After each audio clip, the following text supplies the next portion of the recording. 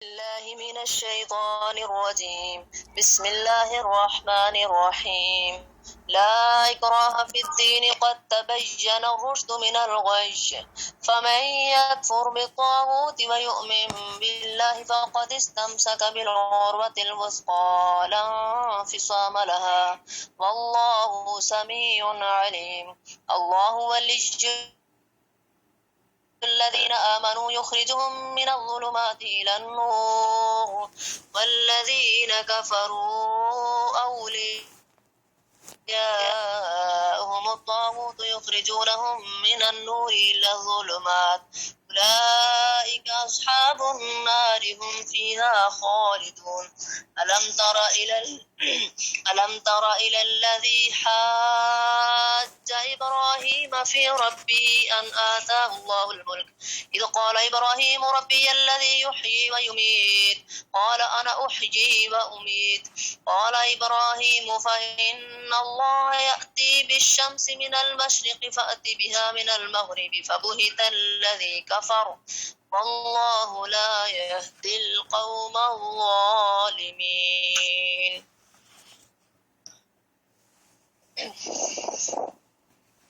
لا اکراہ نہیں ہے سختی، فی الدین دین میں، قد تحقیق، تبینہ ظاہر ہو گئی، الرشد بھلائی، من الغی گمراہی سے، فمن یکفر پس جو کوئی کفر کرے، بالطاغوت ساتھ طاغوت کے، ویؤمن باللہ اور ایمان لائے اللہ پر، فقد استمسک پس تحقیق اس نے تھام لیا، بالعروہ کڑے کو، الوثقی مضبوطی سے، لا انفصام نہیں ہے ٹوٹنا، لہا اس کے لیے، واللہ اور اللہ تعالی سمیع سننے والا ہے، علیم جاننے والا ہے۔ اللہ تعالی ولی الذین دوست ہے ان لوگوں کا، آمنو جو ایمان لائے، یخرجہم نکالتا ہے انہیں، من الظلمات اندھیروں سے، الی النور طرف روشنی کی، والذین اور وہ لوگ، کفروا جنہوں نے کفر کیا، اولیاءہم دوست ہیں ان کے، الطاغوت شیطان، یخرجونہم نکالتے ہیں انہیں، من النوری روشنی سے، الی الظلمات طرف اندھیروں کی، اولئک یہ لوگ، اصحاب النار رہنے والے ہیں آگ کے، ہم وہ فیہا اس میں، خالدون ہمیشہ رہیں گے۔ علم تارا کیا نہیں دیکھا تو نے، الذی طرف اس شخص کی، حاج جس نے جھگڑا کیا، فی ربی ہی اپنے رب کے بارے میں، ان یہ کہ آتاہ اللہ دی اس کو اللہ تعالیٰ نے، الملک بادشاہی،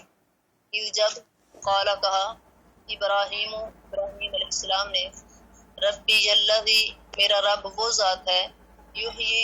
جو زندہ کرتا ہے، ویمیت اور وہ مارتا ہے،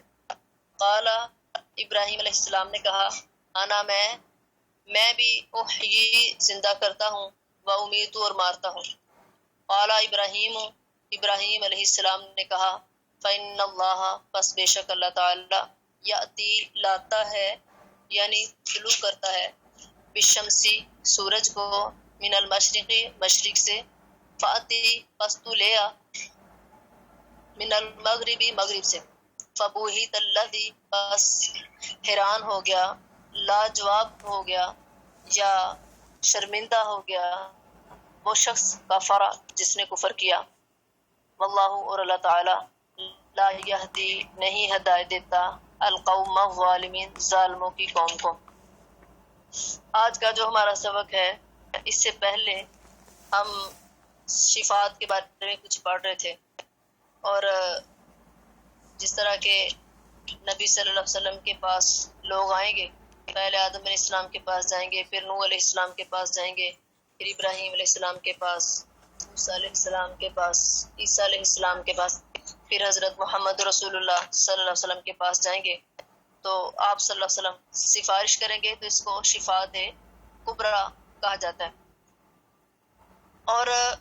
حضرت ابو سعید خدری رضی اللہ عنہ فرماتے ہیں کہ رسول اللہ صلی اللہ علیہ وسلم نے فرمایا کہ میں قیامت کے دن تمام اولاد آدم کا سردار ہوں گا، اور اس میں کوئی فخر نہیں ہے، اور حمد کا جھنڈا میرے ہاتھ میں ہوگا، اور اس میں بھی کوئی فخر نہیں ہے، اور آدم علیہ السلام اور باقی سب انبیاء میرے جھنڈے کے نیچے ہوں گے، اور سب سے پہلے زمین میرے ہی لیے شک ہوگی، یعنی اٹھنے کے لیے، اور اس میں بھی کوئی فخر نہیں ہے۔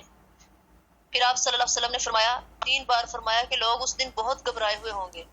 وہ آدم علیہ السلام کے پاس آ کر کہیں گے کہ آپ ہمارے باپ ہیں، لہٰذا آپ ہمارے رب کے ہاں ہماری سفارش کریں،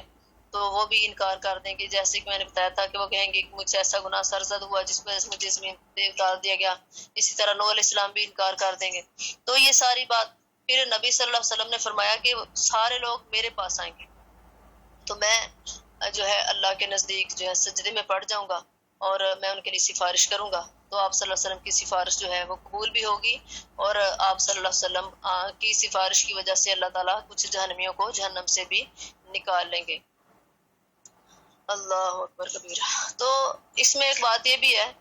کہ عیسیٰ علیہ السلام کہیں گے کہ تم اذهبوا الی محمد صلی اللہ علیہ وسلم، تم محمد صلی اللہ علیہ وسلم کے پاس جاؤ، اور میں جب سارے میرے پاس آ جائیں گے تو میں ان کے ساتھ جاؤں گا اور جا کر جنت کا دروازہ کھٹکھٹاؤں گا، تو پوچھے گا یہ جائے گا یہ محمد صلی اللہ علیہ وسلم، فرمایا میرے لیے دروازہ کھول دیا جائے گا، فرشتے مزید کے میں سجدے میں گر جاؤں گا، اور اس وقت اپنی حمد و ثنا الہام کرے گا، یعنی اللہ تعالیٰ میرے دل میں جو ڈالے گا تو میں اللہ کی تعریف کروں گا، اور پھر مجھے کہا جائے گا اپنا سر اٹھاؤ، تم جو مانگو گے تمہیں دیا جائے گا، سفارش کرو، سفارش قبول کی جائے گی، تو اور آپ بات کہیں آپ کی بات سنی جائے گی۔ تو یہی وہ مقام محمود ہے جس کا اللہ تعالیٰ نے نبی صلی اللہ علیہ وسلم سے وعدہ فرمایا، عسیٰ یبعثک ربک مقاما محمودا، یہ امید ہے کہ آپ کا رب آپ کو مقام محمود عطا فرمائے۔ تو یہی مقام شفاعت ہے، قیامت کے دن آپ صلی اللہ علیہ وسلم کی سفارش کا سب سے زیادہ حقدار وہی شخص ہوگا۔ اب نا ابو ہریرہ رضی اللہ عنہ نے پوچھا اللہ کے نبی صلی اللہ علیہ وسلم ہمیں بتائیں کہ قیامت کے دن سب سے زیادہ آپ کی سفارش کا حقدار کون ہے؟ تو آپ صلی اللہ علیہ وسلم نے فرمایا، ابو ہریرہ مجھے پہلے ہی معلوم تھا کہ تجھ سے پہلے مجھ سے کوئی بھی بندہ یہ نہیں پوچھے گا، کیونکہ میں دیکھتا ہوں کہ تمہیں جس قدر حدیث سننے کی ہرس ہے نا وہ کسی اور میں نہیں ہے، یعنی تمہیں بہت ہرس ہے، تو سنو میری سفارش سب سے زیادہ اس شخص کے نصیب میں ہوگی جس نے سچے دل سے لا الہ الا اللہ کہا ہوگا۔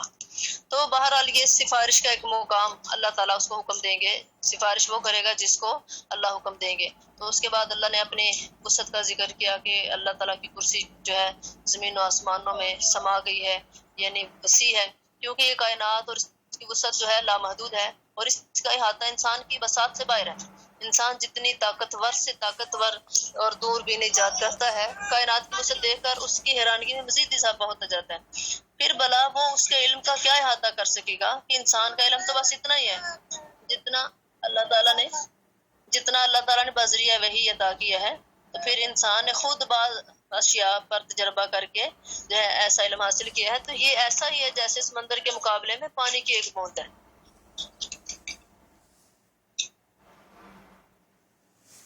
تو پھر اللہ تعالیٰ نے اپنی صفات بیان کی کہ اللہ تعالیٰ جو ہے اب اللہ تعالیٰ کی کرسی جو ہے، اللہ تعالیٰ کی جو کرسی ہے اس سے مراد یہ کہ زمین و آسمان کے آگے جو اللہ کی کرسی ہے نا، اس کے آگے زمین و آسمان کچھ بھی نہیں ہے۔ جس طرح ایک جنگل کے اندر ایک دفعہ آپ صلی اللہ علیہ وسلم نے اپنی انگوٹھی اتار کے رکھی اور فرمایا کہ اس انگوٹھی نے کتنی سی جگہ لی ہے زمین میں سے، تو صحابہ کرام نے کہا تھوڑی سی، یا پھر یوں سمجھنے کہ ایک کھلے میدان میں ایک انگوٹھی یا ایک چھلا جتنا جگہ زمین لیتی ہے، تو فرمایا جس طرح اس زمین کے آگے اس اتنی سی جگہ کی کوئی حیثیت نہیں ہے، اسی طرح اللہ کی کرسی کے آگے زمین و آسمان کی کوئی حیثیت نہیں ہے، اور اسی طرح اللہ کے عرش کے آگے اس کرسی کی کوئی حیثیت نہیں ہے۔ مطلب یہ ہے کہ اللہ تعالیٰ کی ذات اپنے ذات کے اعتبار سے عرش پر مستوی ہے، جیسے اس کی شان کے لائق ہے، وہ العلی العظیم، وہ بہت بلند ہے، بہت بلند و برتر ہے، بڑی عظمت والا ہے۔ تو اب اللہ تعالیٰ نے انسان کو یہ بتایا ہے کہ میں اتنی اونچی ذات، اتنی اونچی ہستی، تو اللہ تعالیٰ اپنی صفت بیان کرتے ہیں کہ اللہ بہت بلند و بالا ہے، بہت بڑا ہے۔ پھر آج کے ہمارے سبق میں اللہ تعالیٰ نے فرمایا لا اکراہ فی الدین، دین کے معاملے میں کوئی زبردستی نہیں ہے، فرمایا قد تبین الرشد من الغی، گمراہی اور ہدایت جو بالکل الگ ہیں، ہدایت گمراہی کے مقابلے میں بالکل واضح ہو چکی ہے۔ اور اسلام لانے میں بھی کوئی جبر نہیں ہے، انسان کو جو قوت و ارادہ دی گئی ہے، یعنی اللہ نے صرف اور صرف انسان کے اختیار دیا اپنی تمام مخلوقات میں سے کہ وہ چاہے تو اپنے آپ کو اللہ کی مرضی کے تابع بنا دے، اور ایسی ہی اطاعت کا نام دین ہے، اور یہی ہدایت ہے۔ اور دین کے عقائد اس آیت الکرسی میں وضاحت سے بیان ہو گئے ہیں، اور چاہے تو اپنی اس قوت ارادہ کا آزادانہ استعمال کرے، اور اسی کا نام کفر بھی ہے اور گمراہی بھی ہے، اور ان دونوں باتوں کی پوری وضاحت کر دی گئی ہے۔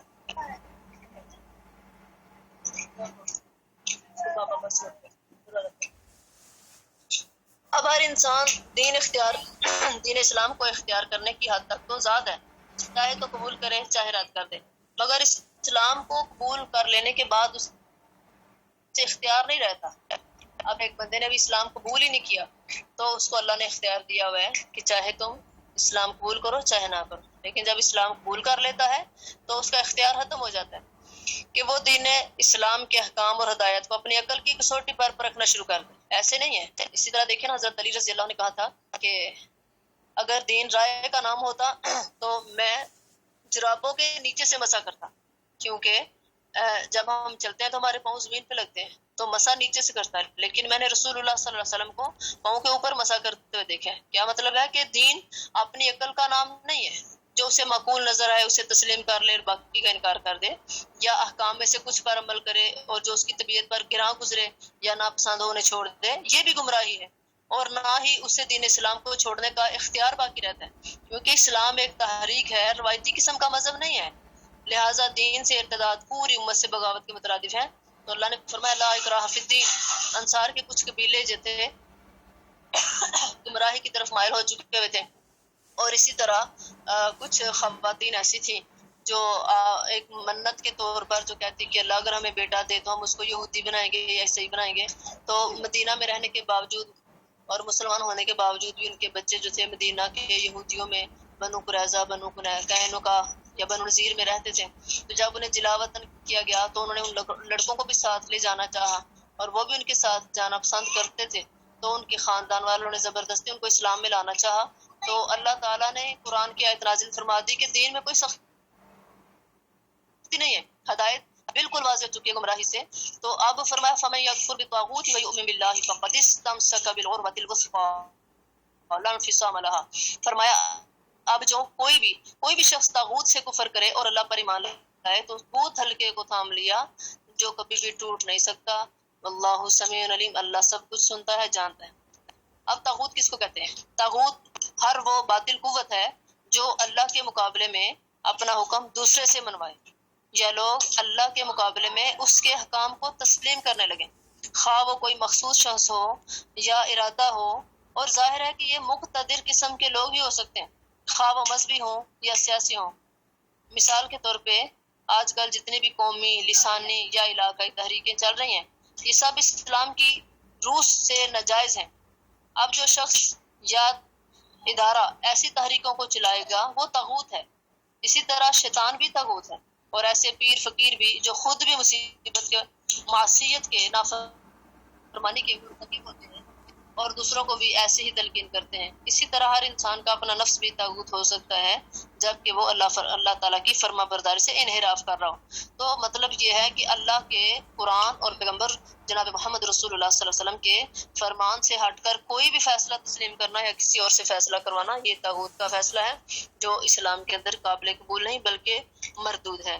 تو اللہ تعالیٰ نے فرمایا جو کوئی طاغوت کا انکار کرے اس نے فقد استمسک بالعروۃ الوثقیٰ، اس نے ایسے مضبوط کڑے کو تھام لیا جو کبھی ٹوٹ نہیں۔ مضبوط کڑا، مضبوط حلقے سے مراد پوری شریعت اور اس کا نظام ہے، اور یہی حلقہ ہے جو انسان کو ہر طرح کی گمراہی سے بچا سکتا ہے، بشرط یہ کہ اسی سے چمٹا رہے، اسی کو تھامے رہے، اسی کو پکڑے رکھے، اور ادھر ادھر جانے والی پگ ڈنڈیوں کی طرف نظر اٹھا کر بھی نہ دیکھیں۔ ایسا شخص یقیناً کامیاب ہوگا جو اللہ تعالیٰ کی رسی کو، اللہ کے جو ہے دین کو مضبوطی سے تھام لے، کچھ بھی ہو جائے دین کو نہ چھوڑے، دین کے مطابق اپنی زندگی بسر فرماتے ہیں۔ اس نے دین اسلام کا کڑا مضبوطی سے تھام لیا، واللہ سمیع علیم، اللہ تعالیٰ سب کچھ سنتا ہے، سب کچھ جانتا ہے۔ اب اللہ تعالیٰ ہی ہے جو سارا کچھ سنتا ہے اور سارا کچھ وہی جانتا ہے، تو اللہ تعالیٰ انسان کی دلوں کی باتیں بھی جانتا ہے، نیت جانتا ہے، ہر اونچی آواز سے کہی ہوئی بات یا آہستہ کہی ہوئی بات کو برابر جانتا ہے۔ تو فرمایا اللہ تعالیٰ لوگوں کی نیتوں کو جانتا ہے، کون دین میں کس نیت سے آیا، کس نے دین کو مضبوطی سے تھاما، کس نے دین کے اندر تحریفات کی، کس نے دین میں ارتداد اختیار کیا۔ تو فرمایا قیامت کے دن اللہ تعالیٰ ان سب کو ان کے اعمال کے مطابق بدلہ عطا کرے گا۔ اور اللہ نے آگے فرمایا اللہ ولی الذین آمنوا یخرجہم من الظلمات الی النور، اللہ ایمان والوں کا دوست ہے، ان کو اندھیرے سے نکال دیتا ہے، روشنی کی طرف لے آتا ہے۔ اب یہاں پہ طاغوت کے بعد اللہ نے ظلمات اور نور کا ذکر کیا ہے۔ ظلمات ان کی جمع ہے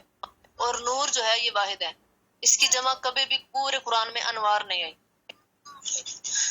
پورے قرآن میں انوار اس کی جمع نہیں آئی، یعنی نور سے مراد واحد ہے، اسلام کی روشنی اکیلی ہے، اور ظلمات کفر کے اندھیرے بہت زیادہ ہیں۔ تو اللہ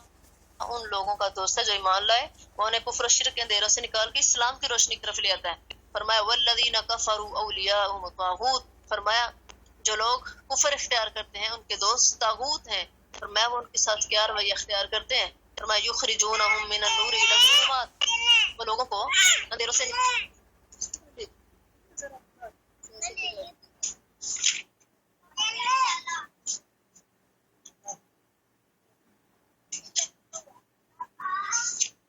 تو فرمایا اللہ تعالیٰ ان کو روشنی سے نکال کر اندھیروں کی طرف لے جاتے ہیں۔ اولئک اصحاب النار هم فیها خالدون، ایسے لوگ دوزخی ہیں، وہ ہمیشہ اسی کے اندر ہی رہیں گے۔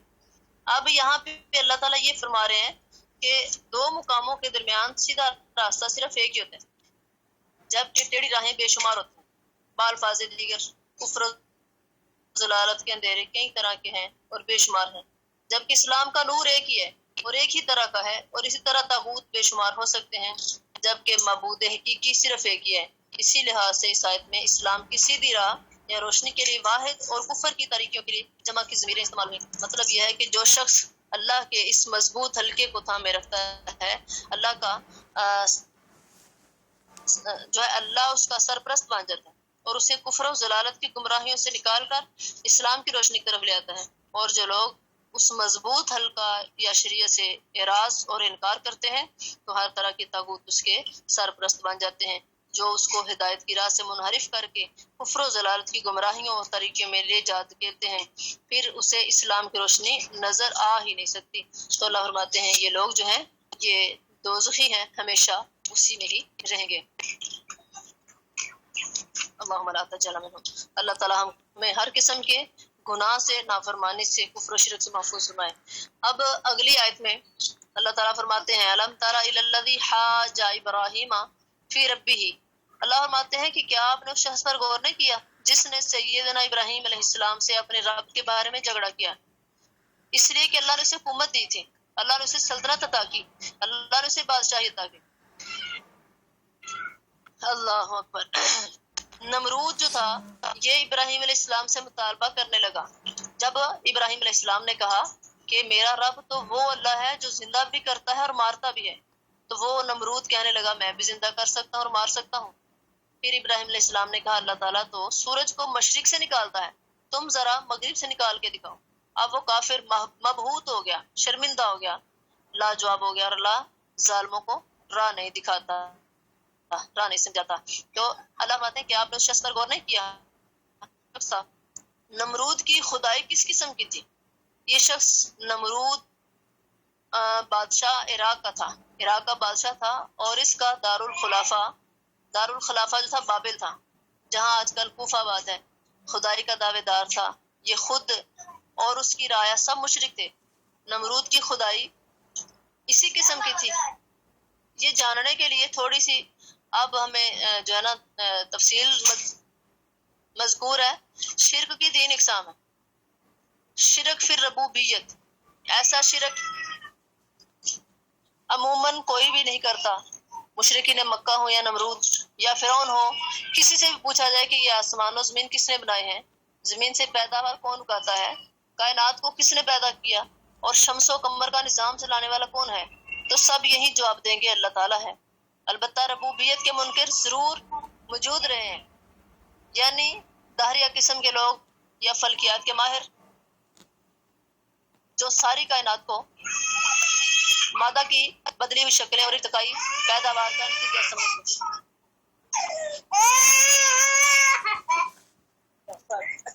قسم جو ہے شرک فی صفات ہے۔ آگے پھر اس کی دو قسمیں، ایک وہ جس کا تعلق ما فوق الفطری اسباب سے ہوتا ہے، مثلا دعائیں سننا اور انہیں قبول کرنا، حاجت روائی اور مشکل کشائی، کسی کے رزق میں تنگی اور فراخی پیدا کرنا، بارش برسانا، کسی کو اولاد دینا وغیرہ۔ ایسا شرک عام پایا جاتا ہے۔ مشرکین مکہ کے ہوں یا عراق کے ہوں، مصر کے ہوں یا ہندوستان کے ہوں، انہوں نے ایسے کاموں کے لیے لاتعداد دیوی اور دیوتا بنا رکھے تھے اور مندرجہ والا کام انہی کے سپرد کرتے تھے اور ان کے بتوں اور مجسموں کی پوجا کی جاتی۔ اور اسی قسم کا شرک ہم مسلمانوں میں بھی عام پایا جاتا ہے۔ فرق صرف یہ ہے کہ ہم نے اپنے امور پیروں فقیروں اور اولیاء کے سپرد کر رکھے ہیں، خواہ وہ زندہ ہوں یا مردہ ہوں، لیکن وہ جو تھے وہ بتوں کی طرف اپنے کام سپرد کرتے تھے۔ تو جمہوریت میں بھی شرک کی اسی قسم کی جو ہے نا باتیں پائی جاتی ہیں۔ وہ تیسری قسم ہے جس کا تعلق شرک فی صفات کی دوسری قسم سے ہے، اور وہ اللہ فرماتے ہیں کہ بالفاظ دیگر طاغوت یا طواغیت سے ہوتا ہے، جس کا ذکر پچھلی آیت میں ہے، جو اللہ تعالیٰ کے مقابلے میں اپنی حکمرانی تسلیم کرواتے ہیں۔ تو آج کی زبان میں اسے اقتدار اعلیٰ کہتے ہیں۔ نمرود بھی اسی قسم کا خدا تھا، اور فرعون بھی اور ان جیسے بھی کئی خدائی کے دعوے کر چکے ہیں اور کر رہے ہیں۔ پھر اقتدار اعلیٰ کی بھی دو قسمیں، قانونی اقتدار اور اعلیٰ سیاسی اقتدار۔ اور اعلیٰ دونوں قسم کا اقتدار اعلیٰ ایسے حکمرانوں کے پاس ہی ہوتا ہے، ایسے لوگوں کا ہر لفظ قانون ہوتا ہے اور ان کے حکم کے آگے کسی کو بھی انکار کرنے کی مجال نہیں ہوتی۔ اور ایسے ممالک جہاں آج کل بہت زیادہ جمہوریت رائج ہے، وہاں بھی اکثر شرک کی قسمیں۔ تو بہرحال اللہ تعالیٰ نے یہ فرعون نمرود جو تھا، اس کو ابراہیم علیہ السلام کے آگے ذلیل و خوار کروایا۔ اس نے اسلام سے کہا کہ میں بھی زندہ کرتا اور مارتا ہوں۔ تو نمرود کے دربار میں سیدنا ابراہیم علیہ السلام کا باپ جو ہے شاہی محنت تھا، جو بت گر بھی تھا اور بت فروش بھی تھا اور نمرود کے تھا۔ تو اسی بنا پر باپ نے سیدنا ابراہیم علیہ السلام کو گھر سے بھی نکالا، اور جب سیدنا ابراہیم علیہ السلام نے ان لوگوں کے بت توڑے تھے تو اسی باپ نے اپنے بیٹے کا مقدمہ نمرود کے دربار میں پیش کیا تھا۔ تو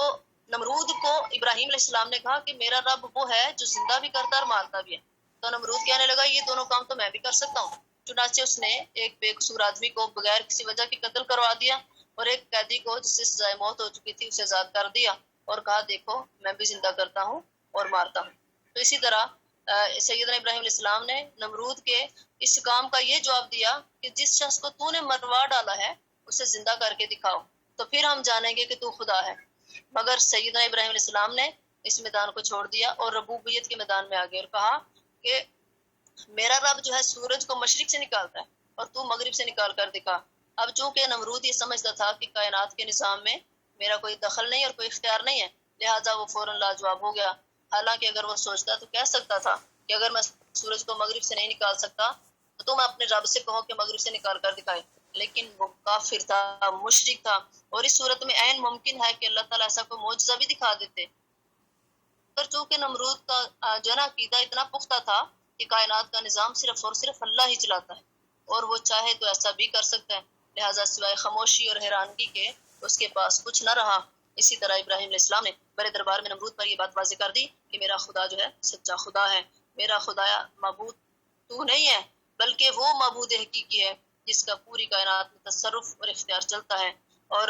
اس مباحثہ میں لاجواب ہونے کے باوجود نمرود کو کسی قیمت پر بھی اپنے خدائی کے دعوے پر دستبردار ہونا اور سیدنا ابراہیم علیہ السلام کے ہدایت پر توجہ کرنا گوارا نہ ہوا، اور جو لوگ گمراہی میں اس حد تک آگے بڑھ چکے ہوں انہیں ہدایت کی راہ نصیب نہیں ہوتی۔ تو اللہ تعالی ہم سب کو ہر قسم کی گمراہیوں سے محفوظ رکھے، اللہ ہم سب کو ہدایت نصیب فرمائے، اللہ ہم سب کو شرک و کفر اور بدعات سے محفوظ فرمائے، اللہ ہم سب کو قرآن و سنت پڑھ کر اس کو سمجھ کر اس پر عمل کرنے کی اور زندگی بسر کرنے کی توفیق عطا فرمائے، آمین ثم آمین۔ السلام علیکم ورحمۃ اللہ۔